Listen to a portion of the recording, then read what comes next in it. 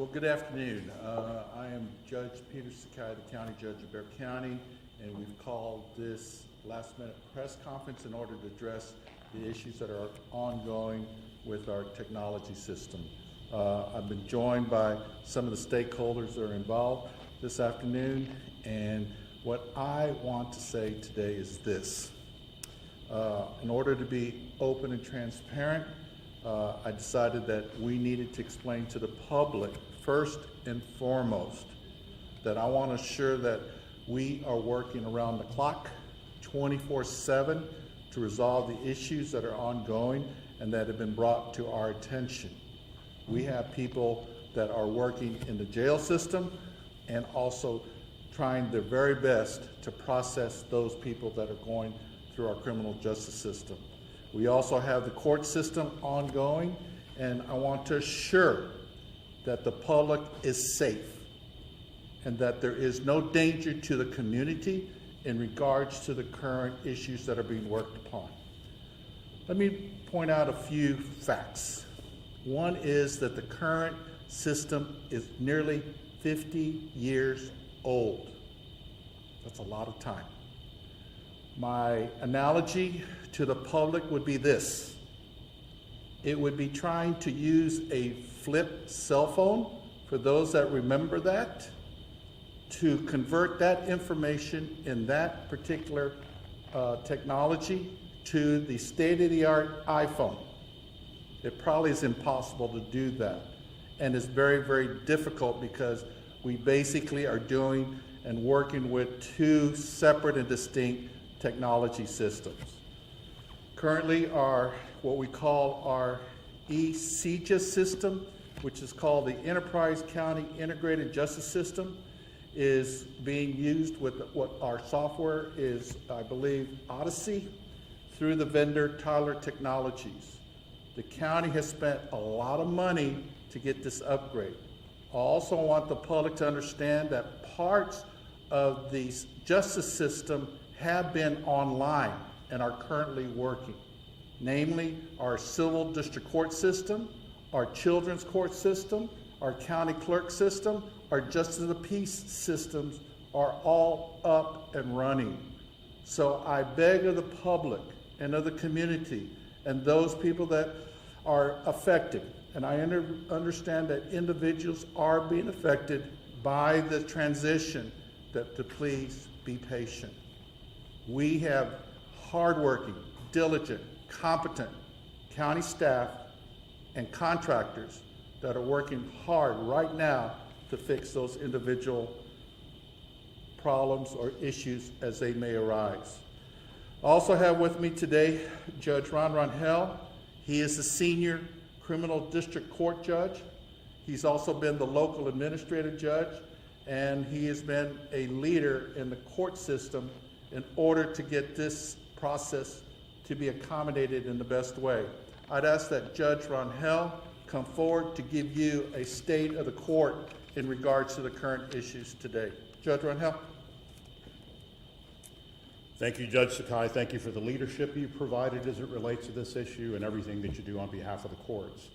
Now, we knew when we started this process several years ago that it was not going to be error-free. I mean, clearly when you're going to convert an entirely different system like the DAWS system into a web-based, modern-day Windows-type system that we're converting into, there's going to be some issues. Now, we never want to make light of the fact that human lives are being involved here, right? You have folks that are being accused of crime that are in custody. You have folks that are victims of crime that want to see their particular case processed. And so in doing so, the courts have continued to function. There are several trials that have been ongoing this week. We know that there was a dark period that occurred during this switchover, which began last Friday at the end of the day up until Sunday night when we did the switchover to Tyler.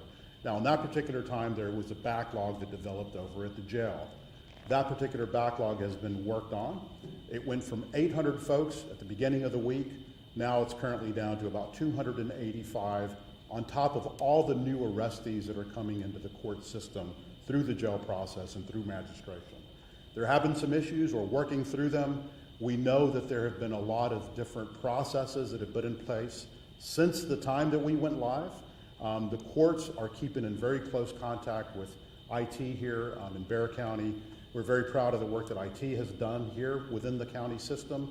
Tyler is now undergoing the biggest and largest conversion, at least in Texas, going into this new system, probably in the country. This is an extremely large an extremely large county. There's a lot of different organizations that are involved in the criminal justice system, and to see everybody working as hard as they have been to make these processes work have been amazing. Attorneys have been communicating to the courts.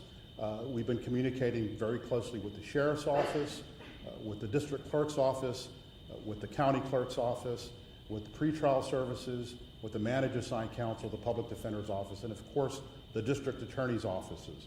And so we know that a lot of the processes that have been complained about are now coming around. We expect to be fully operational without major glitches really by the end of the week, which is tomorrow. We think that there will be continuing ongoing smaller issues that are coming up.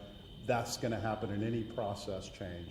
And so with that, we're just asking the court to be patient, know that the county is working very, very hard to make these processes work, and the courts are continuing to function. Understanding all that, we're very grateful for the opportunity to finally transition into the 21st century with this new computer system. I'm going to go ahead and pass the microphone back to County Judge Sakai. Thank you, Judge Rangel. I want to bring up Mr. Mark Gager, who is the director of the Bexar County Information Technology Department. He's been our longstanding department head in there. He and his staff are some of the people working around the clock. And Mark has assured me that we're going to open the system back up, and that, Mark, I've asked to make some brief remarks in order to assure the public that we know what we're doing and we're not going to compromise the safety of our community. Mark, would you please come up here? Thank you very much, Judge. Again, my name is Mark Gager. I'm our Chief Information Officer. I just want to, touch on a few things. Judge Rangel and Judge Sakai kind of alluded to the fact that we knew a system like this and a change like this would be bumpy and there would be issues, and it's not uncommon. It's actually normal for systems to have a lot of bumpiness and some issues that get resolved. We have a large support team working on this. As Judge Sakai said, we're staffed 24/7. We have a command center. We have 60 BCIT as well as contractors and Tyler Technologies personnel spread throughout the county. They'll continue to assist offices and departments throughout the month and into the next coming months. We have processes in place, like I said, to resolve those issues. We rank and prioritize this in coordination, or those issues in coordination with the offices and departments. So we want to focus on those most critical issues first. One thing I did want to address very specifically was some information that was reported yesterday in the media about expunged cases. We had Tyler do an assessment. We are very confident that we have not exposed any expunged case information to the public at all. We can do that through our records. So anything that was flagged as expunged in the old system was not exposed in the new system. If it was flagged, it's flagged the same way. I can say that. There was another issue related to a guilty, not guilty conflict. That has nothing to do with expunged cases. That was an issue. We corrected it the same day. We corrected it last night, and when the portal comes back online, those things will be addressed. But that issue had to do with a data migration and a code mapping issue where we were moving, again, from the old legacy mainframe system to the new system. There was a conflict in a couple of codes. So the way that works is every person has really three things that are showing up on the portal. There's a lot of stuff, but there's their plea, there is their final disposition, which is what the court or what the jury or the judge decided, and then there is a reporting feature, which is also called a stat closure, and that stat closure is where the conflict was showing up. We've corrected that across all cases where it happened, and it won't happen again. The stat closure is a reporting piece to the OCA. So we're confident now in the data. We've tested it last night. We put the fix in place. We will be opening the portal. It should be open by the time we get out of here. The portal will again be open to the public and all of our justice partners, all of our attorneys. So again, that portal will be open. But I just want to, reiterate the fact that we do have people that are working on the system, and we're very confident in all the analysis we've done that the expunged cases are not being shown. Now, I will say this, they have to be expunged and flagged in the system, and the court and the county has a process. So to be expunged, a case actually has to have a judge's order that is signed and approved and associated with the case in order for that case to be expunged, right? So we're confident, again, that our old system matches what's in the new system with regards to expunged cases. So with that, I don't know if I want to pass it back to Judge Sakai. Thank you, Mark. I want to recognize Commissioner Rebecca Clay Flores, Precinct 1. She has shown up here today to see what she could do in order to assist any of her constituents. I also want to recognize that Sheriff Salazar is on duty. I believe he is at a crime scene. Many of y'all may be aware of the circumstances there. We have his Deputy Chief Jansen, the Deputy Chief who works at the Bexar County Jail. So at this time, I will pause in order to allow question and answers, and then whatever particular person can best answer those questions. The floor is yours. Judge, earlier this week, another reporter from KSAT asked about issues and problems that y'all are experiencing, but we were told that there were no issues. So what happened 2-3 days ago to now? Well, quite frankly, the media has brought those issues to the forefront, and we were able to isolate those particular issues. We have now all come together. The Commissioner's Court has lent itself, the county manager's staff, our whole county team has come together to join together with the BCI team and to coordinate.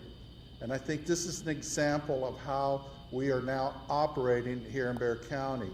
I was on the phone with the sheriff after those issues were brought to my attention. I was in touch with Judge Ron Rangel. I was in touch with our BCI team, Mark Gager.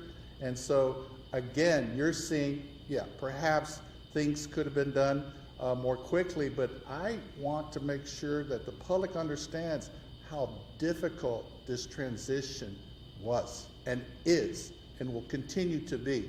And we will do our very best, but I want to make clear that the public was never in harm's way. Public safety was never jeopardized by this transition. We did our very best to minimize those issues, but if you remember my analogy, this was a very difficult transition.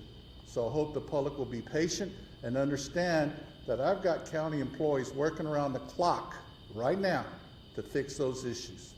We heard about people being held in jail longer than they needed to be after posting bond, some up to 5-6 days that they say.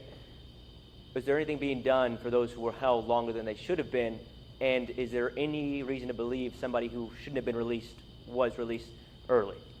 Chief, let me ask you to come up and address those issues on behalf of the sheriff.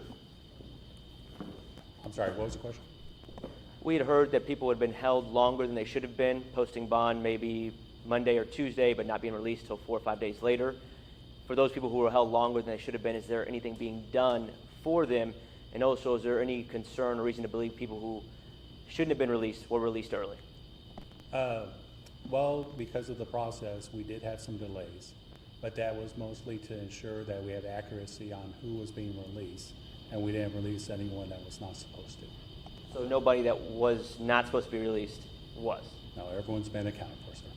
As far as the people who were held longer than they should have been, I understand you're trying to take precautions, but for people who lost precious time, is there anything that is going to be done for them and their sake?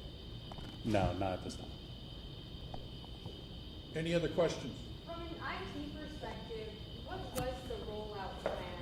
Did it include an overlap of the tools that were already being implemented, or was it just? No, we couldn't do that because of the different technologies. So the plan was, and this has been in place for years, and this is Tyler's approach with every implementation. Again, Tyler is the largest justice system vendor in the world. They handle about 40% of the justice system in the United States goes through one of Tyler's systems, right? So they have a lot of experience doing this. So in order to migrate all of our data, we migrated 40 years worth of data from our old system to the new system because we need to move off of our old system. It's going unsupported. The idea was, or not the idea, the rollout plan was take the system down on Wednesday night at 7 p.m. and then come back online on Sunday as a soft go live, not a full go live, to start doing some of the data entry and testing the system, and then on Monday for all users in the county to be on that system. So that was the plan. We stuck to that plan. The plan during the time where we took the system down until Sunday, the plan was for offices and departments to fall back on their downtime procedures, to do stuff manually, and then they would need to data enter that stuff into the new system. We have no way of running in parallel and ensuring the integrity of the data by migrating the data from the old system to the new system. So the only way to get it done was to do that. It took about 3 days to migrate all of the data from the old system to the new system. So the plan was for that, and then the data entry. Now, as you can imagine, you've got 5 days worth of data that needs to be in, or 4 days or 5 days worth of downtime data that needs to be entered into the system. The expectation was never that it would all be implemented or added to the new system on Sunday, that it was going to happen throughout this week. So a lot of offices and departments are still putting that data into the system, which is why you'll see some gaps in some of the reporting and maybe in the portal with regards to what happened from Wednesday night at 7 p.m. until Sunday when we started using the new system at 4 p.m. So as that data gets entered, you'll start to get a more holistic picture of everything that happened. Again, we can only report on what's put in the system, but that was the plan. In selecting this particular vendor, was the county aware of issues other counties across Texas have experienced? So we selected this vendor, and I got to just say that we selected that vendor, I believe in 2018, contracted with the vendor in 2019. We went through a competitive procurement process. We assessed all proposals. We did our reference checks, and we felt comfortable unanimously. It was a unanimous decision from all of the elected officials that support the offices and departments at the time, from the representative of the criminal district courts, as well as the county courts at law and juvenile probation. All of those elected officials unanimously selected and recommended Tyler Technologies to the court. The court, Commissioner's Court, in fact, at the time was not going to approve this unless it was a unanimous selection. So yes, we did our due diligence, we did our reference checks, but again, we selected that vendor in 2018. So up until the information that we had at that time, I'm certain that we did our due diligence. Again, like I said, they were the only qualified vendor that we felt was positioned to be able to support the county. They support the 22, or they have their systems in 22 of the largest counties in Texas, in over 80 counties in Texas. They have 14 statewide contracts across the United States. They're in LA County, they're in Atlanta. So they have all of the major counties in the country as their customers, right? So we felt really comfortable with that based on a lot of reference checks we did. News is news, stories are stories, but we actually followed up individually with those offices and departments in those various counties as reference checks. So. Were there conversations of preventative measures to be taken to prevent something like this? Because you said, there are hiccups to be had, with such a large system taking over such an old one. But what conversations were being had in this, these many years up until this was put out? A significant number. So I can say this, the county has put over 500,000 hours, people hours alone, not contractors, not the vendor, into this project since 2019. This is 500,000 hours.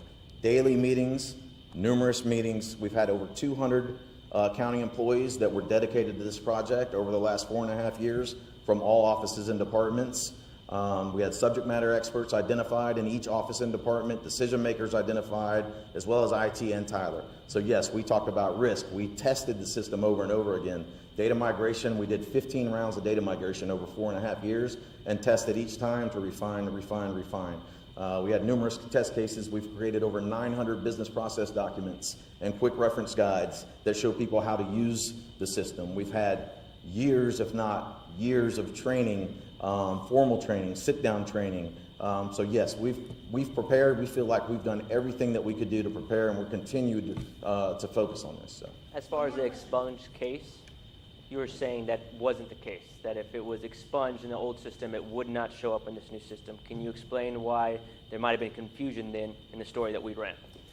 I don't know about where the confusion may come from, but I can say this. Expunged cases that were migrated over were put into a special security group. They cannot be shown. Of the 13,800 expunged cases we had in the mainframe, we only brought over 1,855 of them because they required a further review before we can completely get rid of the records, right? So, and we know that those were locked down, and there weren't any of those. Well, I know from Tyler's analysis that none of that was accessed. Now, again, I can't speak to a potential non-flag on this. I'm speaking from a technical standpoint. I know that flagged expunged cases were not displayed on the portal, 100%. Let me ask Judge Rangel to come forward from a court perspective, because I want everybody to understand that we have multiple entities that tie in: law enforcement, district attorney, all the court systems, the entire court system. This is a huge undertaking that we have taken on in order for us to get to the state-of-the-art, up-to-date, which will make it more user-friendly, make it more open, make it more transparent, make it so that the media can have meaningful access than trying to work our outdated system. But Judge Rangel, in regards to expunctions, which is a sensitive issue, would you please give the court's perspective on this? Yes, it's a very good question, and it's a very important one, right? Because obviously, if a case has been expunged, that means an individual has a right to say that they've never even been arrested. All records of that expunction then should be destroyed, all records involving an arrest. There's at least 15, 16 different agencies in the county. When somebody gets arrested, that get reported that incident of arrest. So when somebody goes through an expunction process, they go before a district court, the court signs an order. Now, subsequent to that, it takes at least 120 days for that process then to go through for a record to be fully expunged in all the different agencies that carry this particular record. Think of Department of Public Safety, think of the District Attorney's Office, the Clerk's Office, FBI. All sorts of FBI. So you got federal, you got state and local agencies that carry these records of these arrests. So once they receive that particular order, it takes them a process to destroy these records. We, within the district court's office, our district court administration did an evaluation of all those that have been identified as potentially being expunged. Turned out that that process had not fully been completed. So what the transition did when we went over to Tyler Odyssey is it basically just exposed the raw data. It wasn't as if Tyler then pulled some expunged record, brought it forth to the public and so they could be found. It's basically a process that takes a little bit of time, more time than what I think the attorneys anticipated. And as a result of that, that full final expunction had not taken place on those that had been reported by the media. With regard to that, I have an example of a case that was beyond the 120 days and then even beyond the 30 days from when they got the expunction. So, and that was still on the website.